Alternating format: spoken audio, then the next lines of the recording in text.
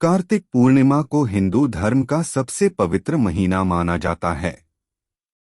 यूं तो पूर्णिमा प्रत्येक मास के शुक्ल पक्ष का 15वां दिन होता है, लेकिन कार्तिक मास की पूर्णिमा का बहुत ही महत्व माना गया है। इस दिन हिंदू धर्म में गंगा स्नान की भी परंपरा है। गंगा स्नान करने के पश्चात सूर्य देव को अर्घ्य अवश्य देना चाहिए। मानते हैं कि ऐसा करने से मनुष्य को अपने किए गए पापों से मुक्ति प्राप्त होती है। कार्तिक पूर्णिमा के दिन स्नान इत्यादि करके गरीबों को कुछ न कुछ दान करना चाहिए। ऐसा करने से उसका 1000 गुना फल प्राप्त होता है। इस दिन बहुत सारे लोग व्रत भी करते हैं। व्रत का संकल्प लिया जाता है और फलाहार किया जाता है। इस दिन भगवान विष्णु और मां लक्ष्मी की पूजा की जाती है। कई जगहों पर भगवान श्री कृष्ण के विग्रह की पूजा की जाती है।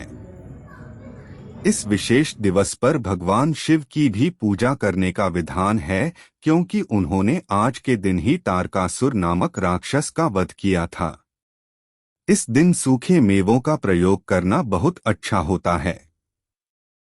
फलाहार में सिंघाड़ा इत्यादि लेना चाहिए। कई घरों में इस दिन आटे का मीठा चूर्ण भी बनाकर प्रसाद चढ़ाते हैं। चावल या मखाने की खीर का भी प्रसाद चढ़ाते हैं। कई घरों में बिना लहसुन प्याज का साधारण भोजन भी बनाकर खाते हैं। कार्तिक के महीने में उड़द, मूंग, मसूर, चना, मटर, राई खाना भी वर्जित बताया गया है। कार्तिक मास के पवित्र महीने में मांसाहार का सेवन नहीं करना चाहिए। कहा जाता है कि कार्तिक माह में भगवान विष्णु पानी में रहते हैं। कार्तिक पूर्णिमा व्रत कथा। एक पौराणिक कथा के अनुसार तारकासुर नामक एक राक्षस था।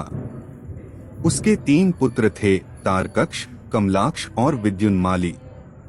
तारकासुर बहुत ही बलवान था। उसने धरती व स्वर्ग पर अपना आतंक मचा रखा था, जिससे परेशान होकर देवताओं ने भगवान शिव से उसका अंत करने के लिए प्रार्थना की। उनकी प्रार्थना सुनकर भगवान शिव ने तारकासुर का वध किया। इससे देवता बड़े प्रसन्न हुए। उसके 3 पुत्रों को यह सुनकर बड़ा दुख हुआ और उन्होंने इसका बदला लेने के लिए ब्रह्मा जी की घोर तपस्या की। उनकी तपस्या से प्रसन्न होकर ब्रह्मा जी ने तीनों से वरदान मांगने को कहा। तीनों ने ब्रह्मा जी से अपने अमर होने का वरदान मांगा। ब्रह्मा जी ने अमरता के अलावा कोई दूसरा वरदान मांगने को कहा। इसके बाद उन तीनों ने कुछ देर तक इस पर बहुत विचार किया और फिर ब्रह्मा जी से कहा, आप 3 अलग अलग नगरों का निर्माण करें, जिसमें सभी बैठकर पूरी पृथ्वी और आकाश में घूम सकें। 1000 साल बाद जब हम मिलें तो हम तीनों के नगर मिलकर एक हो जाएं। जो देवता तीनों नगरों को एक ही बाण से नष्ट करने की क्षमता रखता हो, वही हमारी मृत्यु का कारण बने। उन सबकी नजर में यह एक असंभव कार्य था। उन्होंने उन्हें वह वरदान ब्रह्मा जी के निर्देशानुसार मैदानव ने उनके लिए 3 नगरों की स्थापना की। तारकक्ष के लिए सोने का, कमला के लिए चांदी का और विद्युन्माली के लिए लोहे का नगर बनाया गया। तीनों ने मिलकर तीनों लोकों पर अपना अधिकार जमा लिया। इंद्र देवता इन तीनों राक्षसों से बहुत भयभीत हुए और भगवान शंकर की शरण में गए।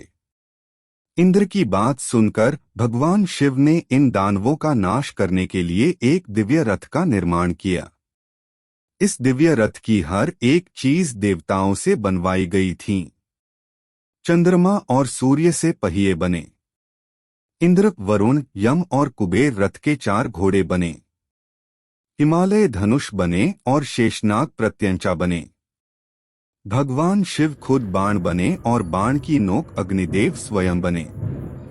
इस दिव्य रथ पर भगवान शिव स्वयं सवार हुए।